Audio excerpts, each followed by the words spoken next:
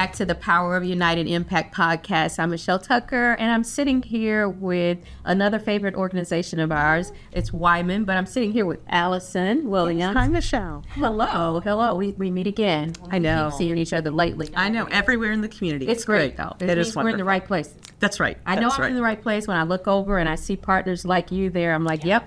Made a good choice, because there's always so many choices for us to make. There's so many events. There are, and so many important conversations about all the things that are happening in the region right now. Absolutely, and so much good work being done. Yeah. But Allison Williams is the president and CEO of Wyman, and she has been at the organization for 28 years. I just learned that, and the organization's been around 128, but 28 of those years, oh my God. Yeah, absolutely. Yes. And laughing when we were talking earlier, I said I do have to clarify for people. I have not been there 28. I have been there for 28. But yeah, it's an amazing legacy, but also a very future-thinking organization. I am in my third year now as the CEO, and I say I have done probably 17 different roles in the organization, including during COVID, helping to paint the bathrooms, because things just needed to happen, right? Bathroom needed painting. Exactly at that point in time. But it's been a real joy. It's a real passion point for me. Yeah. Well, thank you for what you do in the community. I know Wyman is very impactful. I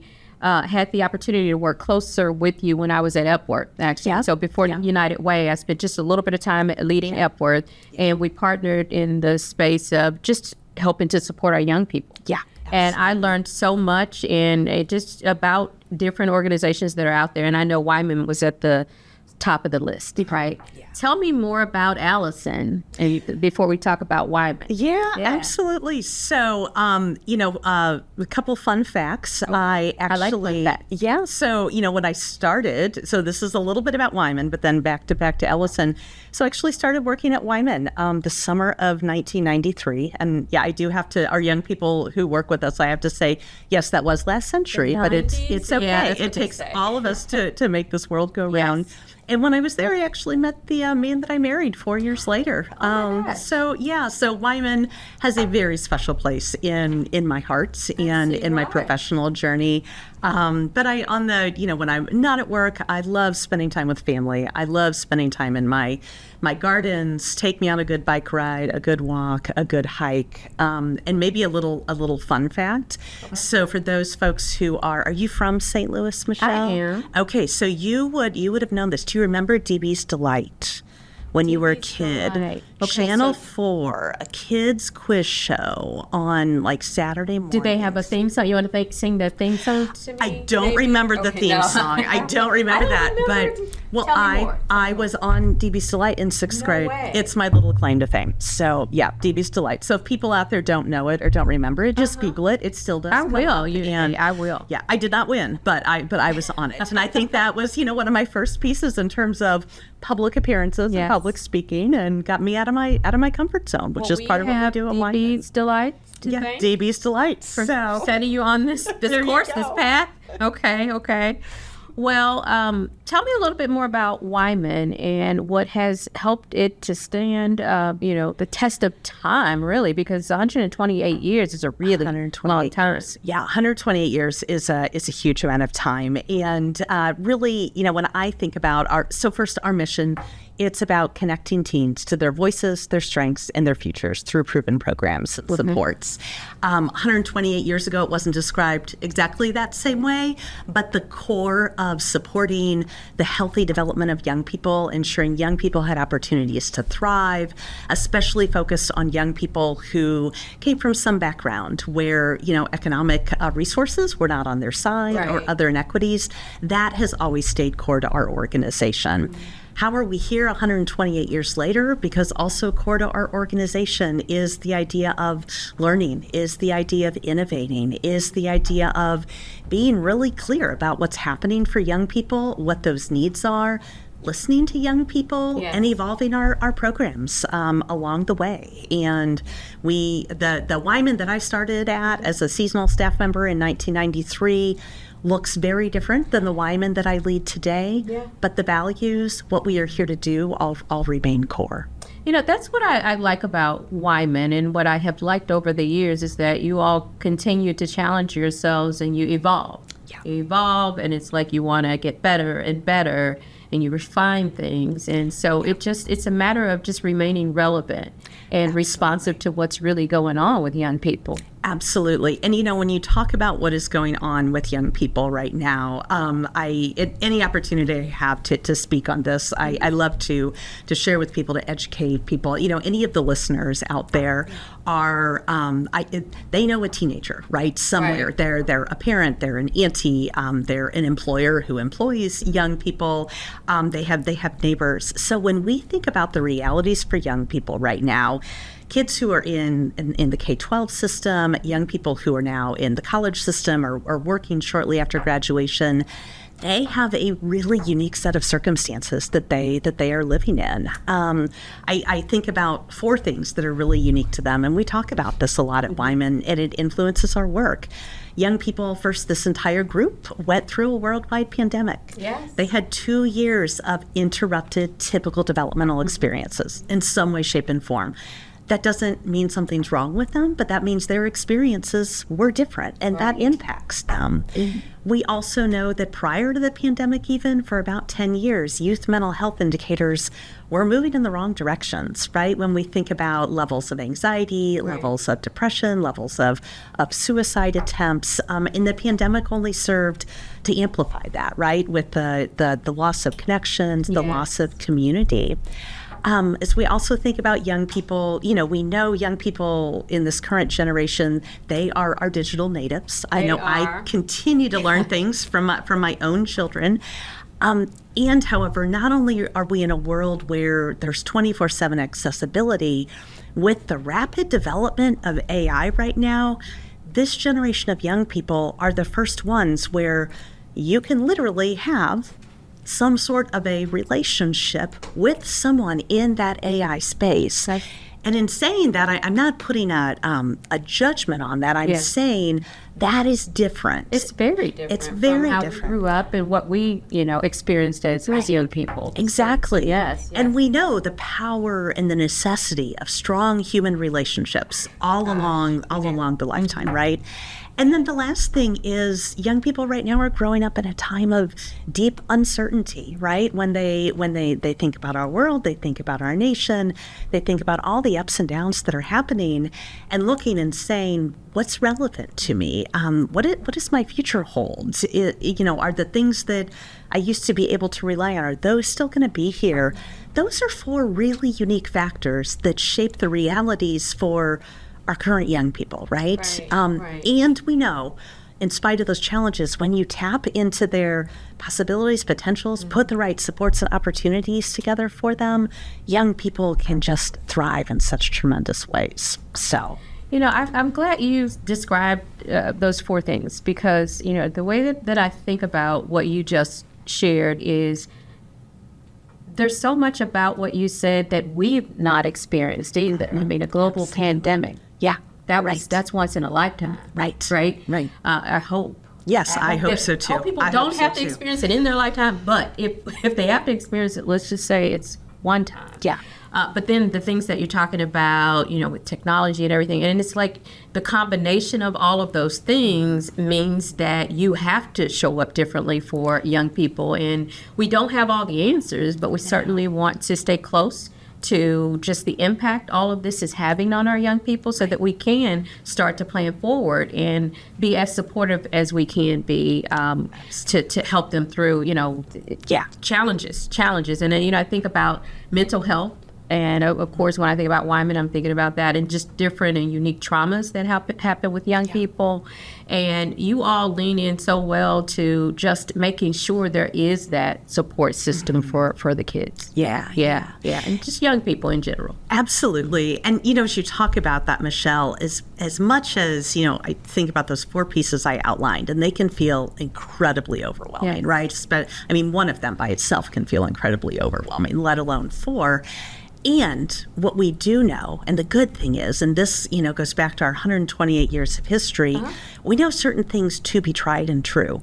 We know when young people have a positive, supportive relationship, that absolutely makes a difference. And that will continue to make a difference. That makes sense. We know when people have an opportunity to tap into their sense of purpose, right? Who am I? What is this about? We know when you connect young people or adults, for that matter, to their communities and giving back, relationships, a sense of purpose, connection to my communities, that's when human beings can really thrive. You're right. So as much as there is change, and we have to figure that out, there's also these tried and true kind of pillars that we can fall back on. It's that core of those pillars. And like you said, that translates across lines. It's not, you don't assign an age to this, right? We all need that. Right. Yeah. Right.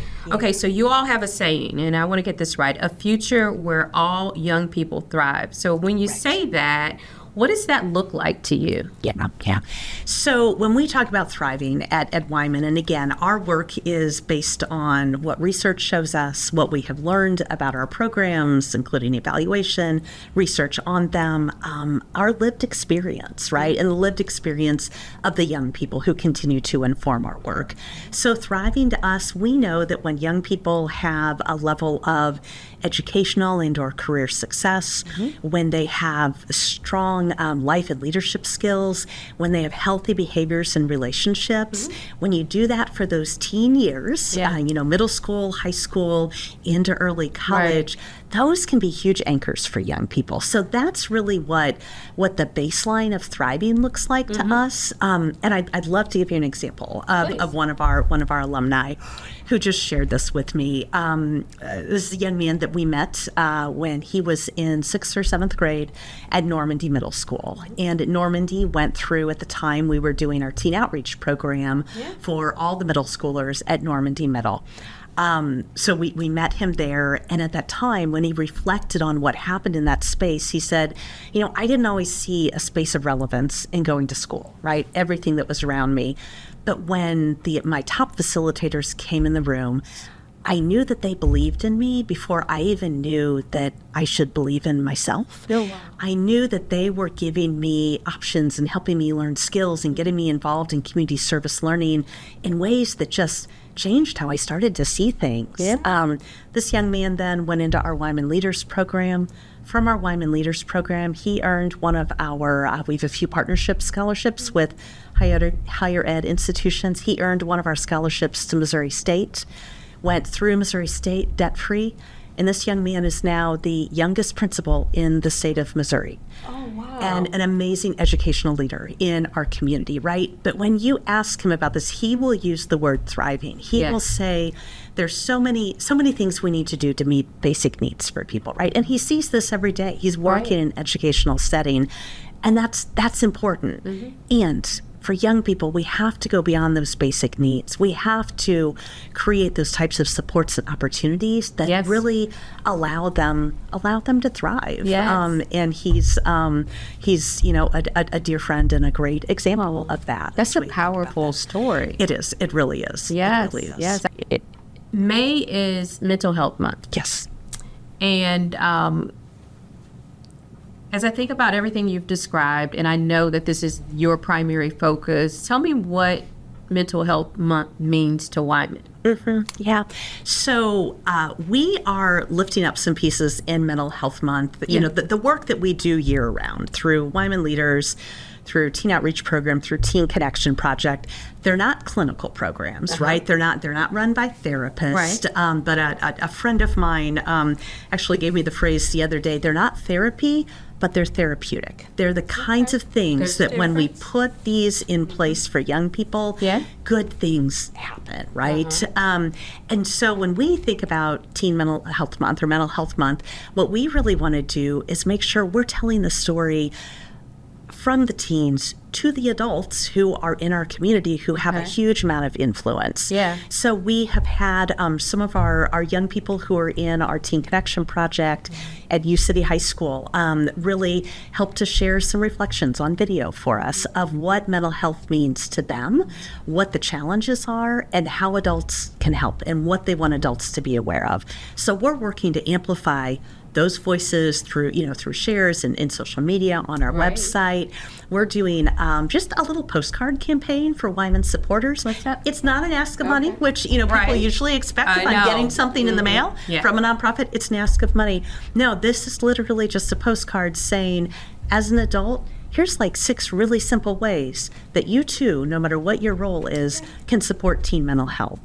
And then later this month, we're actually doing a gathering with a local organization and a couple national organizations who are working to fund proactive upstream teen mental health initiatives, and really having a virtual conversation that folks are more than welcome to join us in around why this is critical, what communities can do. Each of these organizations takes a different approach to how they do their work. So we're really trying to elevate this conversation, help people understand and know where and why this is so critical, and what are the things that all of us, we often think of mental health and we think of, oh, I need the therapist, I need the counselor. Sometimes that's absolutely necessary and appropriate. And to really support health and well-being of young people, there's a lot of upstream things that all of us who are working with young people can be doing. And that's where Wyman really hones in. I appreciate that you are sharing tips and information around how everyone can get involved, because I always say it takes all of us. It absolutely And does. So sending out the postcard, really good idea. And then those sessions you're talking about, I just think information, you can never have enough of it, right? Right. Understanding is the key to us being even more supportive. And I think that's where we start to break down, when we don't understand. And it's like, we don't know how to lean in. We don't know how to support our young people. But as much information as you can get out there, I think it's going to help to kind of heighten awareness around what's happening, and to really understand it so that you can lean out closer into it. Absolutely. Absolutely. Let's talk about our United Way partnership. Yeah.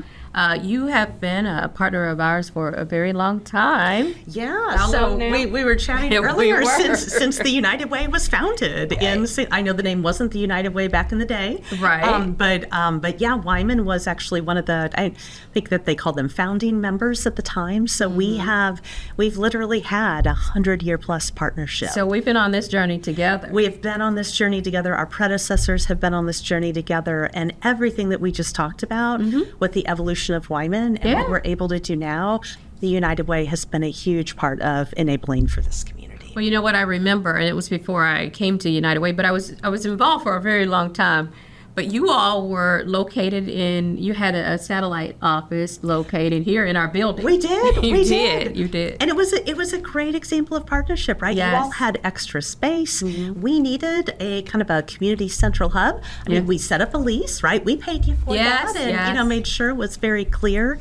But yeah, that was one of the many. It was a great example of the many ways that it's a real benefit to be part of to be a safety net. It was fantastic to have a partner organization here, and young people would come in from time to time, and love it. We'd hold trainings here, and we actually you still hold do some of you our still trainings do here. some. Right. Yes. When we're in the building, because it can get a little loud. We like it, but full of joy and energy. We like when we can help our partners out, but it's good to have you in the building in that way, and then in this way. Yeah. Let's talk about the consistent funding, because like I said, you and I, our organizations have been in a relationship for a very long time. Talk about the significance of that consistent monthly funding. Yeah, absolutely. So, and Michelle, I think I appreciate your leadership around this, because you have such a unique perspective coming from corporate, having been on nonprofit boards, leading a nonprofit around youth success, and then this role you have now, right? So you have sort of this trifecta of perspectives that is just beautiful. But when I think about our organization, 9% of our total organizational funding in 2025, our last full year, came from the United Way. And as you said, that money transfer arrives on a monthly basis. It is absolutely there.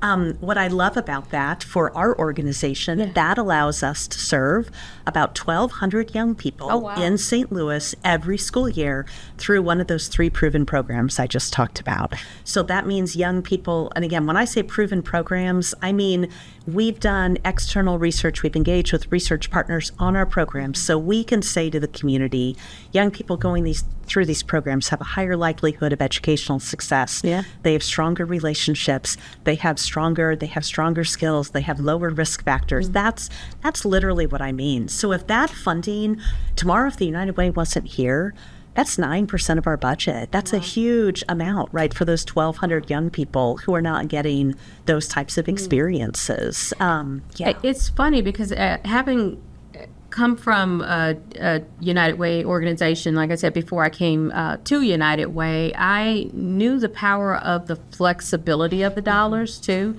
to have consistently that check arrive, and then to know that I could leverage them to the greatest need of the organization. I could, pit them against whatever we needed to, exactly. right? It was mainly programming, right? But say if we had a technology need, like, some sort of enhancement or some training, we were able to leverage those dollars for that too. It really is having that type of flexibility in funding.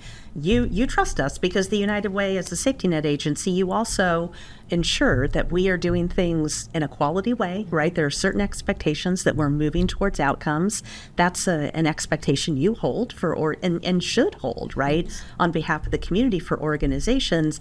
But then there's enough trust in us as an organization to say, okay, there's this 1,200 kids. Here's the programs you're doing. Yeah, Allison, I'm not going to tell you have to spend these $9 on granola bars and these 15 on staff. Yeah. You say spend it in the way in the way that you should, and send us your audited financials annually. Right? That's part of the check. We're going to check it out. Right, but yes, exactly. We trust you hold that quality, those outcomes, but also give us the flexibility we need. And in today's environment, it is more important than ever, Michelle. That's what I was going to bring up next. Actually, the top of 2025 was a perfect example of needing to use dollars in a more flexible way, because a lot of things sort of played out through 2025 and will well into our future, okay? We know that we're going through sort of an unprecedented time. Right.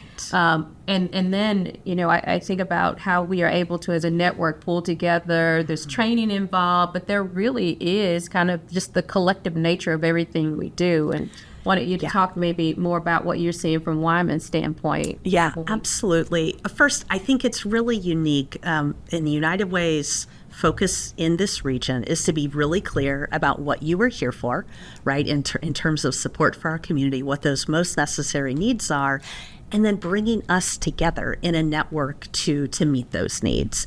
So there is nothing at Wyman, let me flip it backwards. Everything we do at Wyman is in partnership with someone else, right? And that includes this work with United Way. So by bringing folks together, one, you mentioned 2025, immediately when there were so many uncertainties, you and your leadership team brought these organizations together. I can't remember how many Zoom calls we had or Teams calls, so many boxes on there. You didn't know the answers. We didn't know the answers. No one had a crystal ball. But we knew together we had to figure out how to navigate. Yes, exactly. yes. We walked it together. You all would come back and share critical information, right? We're seeing this, we're reading this. Would this be helpful to do? That's huge, right, for that safety net. We've worked with other United Way organizations right now. We're with a group of other United Way organizations talking about training opportunities we can build out for our collective staff. Good. Working with other organizations to expand programming, to apply for grant funding together. Simply together we are stronger. And the approach United Way takes creates the ecosystem that helps to nurture and grow that. Together we are stronger. Yes. When I think about even just the title of this podcast, the power of United Impact, it is focused on us coming together. And that's why we want to talk to our partners about what that looks like, because you can say it all day, right? But unless we model it, we're not going to make the type of collective impact that we're trying to make, right? And so we need to talk about it more often so that it not only shares information around what's happening with us in the safety net, but it plants seeds, right, in others' minds so that they can maybe think about how do they partner closer to accomplish something greater than themselves. Absolutely, right? absolutely. Let's talk a little bit more about your programs. Yeah. The TOP program. I'm familiar with it, but let's tell people about it. Tell us more about TOP. Sure. So the TOP stands for the Teen Outreach Program. We have been utilizing this program for many, many years now in St. Louis, but Wyman actually purchased the rights to oversee this curriculum. You just reminded me. Yeah. So, and it was actually a program that was actually born in St. Louis way back in the day out of the St. Louis Public Schools. It went national. We found it when we were actually at the time working with two other United Way organizations. At the time, we had a partnership with Guardian Angel Settlement Association and LifeWise, that was Kingdom House at the time, kind of centered near 14th and Shoto, right? The near South Side neighborhood that we were all working in. And parents in that neighborhood wanted something additional for their teens, right? I mean, there was music, there was basketball, but give us something else. And we found the Teen Outreach Program. We got trained in it. We started doing it. You name a life skill you want young people to have, communication, problem solving, goal setting, relationships. It's in this, 150 lesson curriculum somewhere. But then the curriculum also engages young people in community service learning. We talked earlier about why giving back to your community is so powerful. You mix these together with some great adult facilitation, and you come up with a great program for middle schoolers or high schoolers that results in, again, lower risks for them, higher protective factors for them, just the good stuff. And this has been proven again and again by research. So we started doing it way back in the day. We had an opportunity to actually buy the rights to the program in 2005. And since then, and these were my two predecessors, were Claire Winnick and Dave Hilliard. I have to give them shout outs. They were the geniuses behind this.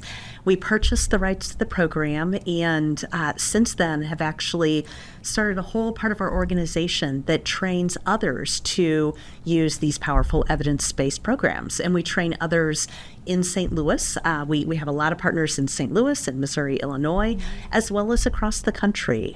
So and when we bring people to training, that's what we're doing here in your building. So it's a great example of, for us, it was about how do you have the strongest impact on young people? Right. And starting this whole side of our organization where we train and support others, in addition to our direct service, was about how do we continue to have greater impact in partnership with others. Another great thing born out of St. Louis. Yes, absolutely. We have so many things that have, tentacles and such a broad reach, not only across this region, but even way outside of this market. And so I think it was very smart to purchase the rights to the program, right? Absolutely. Right? And I just feel really good about it being born here. It feels like born here, and reaching so many. It's special. It's a special St. Louis story. It really is. TCP. Yeah, so Tell me more. Teen Connection Project is another St. Louis story. So you'll love this one as well. There's a theme here. There is a theme here. Okay. It's all about St. Louis and St. Louis leading the way. Yeah. So we stayed in communication with Dr. Joseph Allen, who was one of the lead researchers on the Teen Outreach Program. So we've known Joe for a long, long time. Great thought partner with Wyman. He's at the University of Virginia, and his background and his life's passion and work is around understanding the role of relationships, how those play out in adolescence. I mean, he has done the long-term research that continues to show, and what has come out more and more since the pandemic, when young people have high quality relationships with peers, with other adults, those make such a difference over the course of their entire lifetime, right? So Joe had this idea. Saw the success of TOP, saw the way that we were able to replicate this, and said, hey, I want to start a program that's specific to high school age students and really ensures, some young people have these deep transformative relationships experiences because they're in marching band, or maybe with the youth group at their place of worship, or maybe they're on a sports team. But there's a lot of young people out there who don't have these, and we know how critical they are. So long and short, we started working with Joe, and he'd test some stuff in Virginia, and we'd test some stuff here in St. Louis. He was, with his grad students, was able to really pull together a program that was full of these mini interventions that we know help young people. Yes. He got research dollars through the William T. Grant Foundation. We delivered it here in St. Louis at 3 high schools, all with pretty high levels of economic need. Yes. He was the research partner. Long and short, out of this, Michelle, we were able to prove that 4 months after the program, these high school students who went through, compared to their peers who did not, had stronger peer relationships, stronger connections to their schools, lower rates of depressive symptoms, and a stronger use of what we call social coping strategies, right? How do I get through stuff? 4 months after the program was done. So we know it's sticky, right? Yes. It sticks with young people. And by the way, they love the program. So that was all prior to the pandemic. Pandemic occurs, all of these things fall out in place.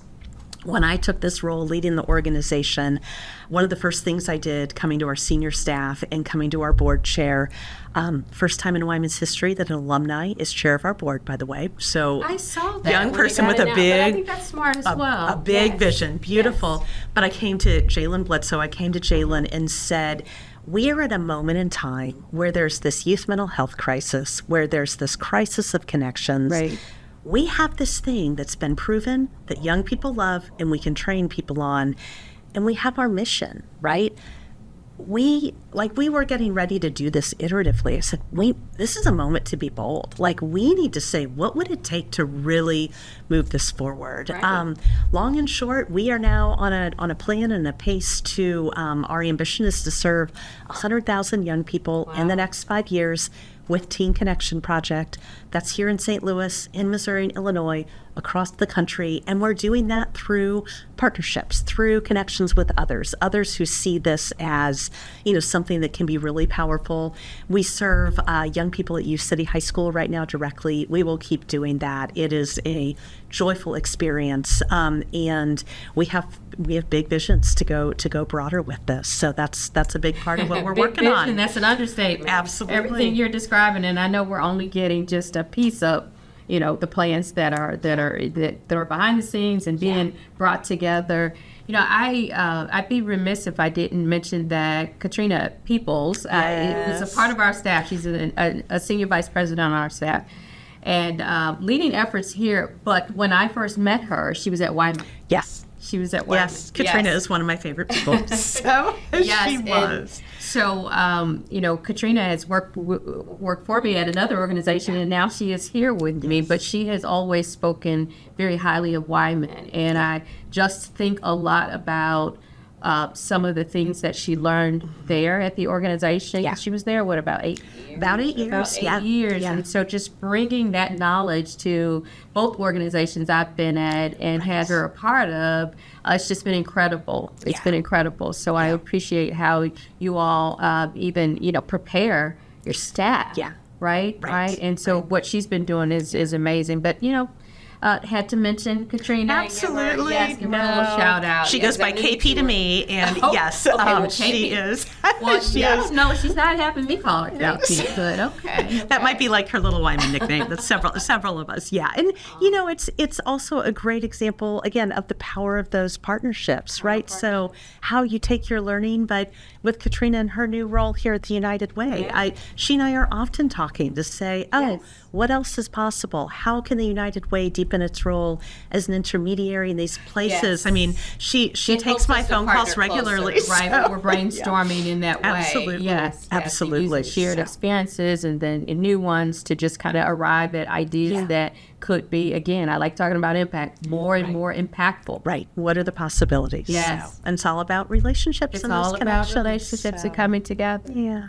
This has been a great conversation. This has been so fun, Michelle. Thank you for having us I always enjoy down talking here. to you, though. Yeah. We never get a chance to really sit down and do this. I know. This is almost, 20 plus minutes of conversation. No, we normally this is ships passing in the night and saying we need to get together. No, this has been really good. And I'm sure I will see you in the next couple of weeks at another St. Louis area event. So if not this week. That's right. But thank you for joining us today. And I just want to thank people for tuning in and learning more about Wyman, and let them know that they can go to helpingpeople.org to learn more about any of our safety net organizations, including Wyman, and ways to get involved with United Way. And I'll remind people also to follow us and like our podcast, because we are always bringing information like this from our safety net partners and other partners across the region to conversation. Yeah. Right?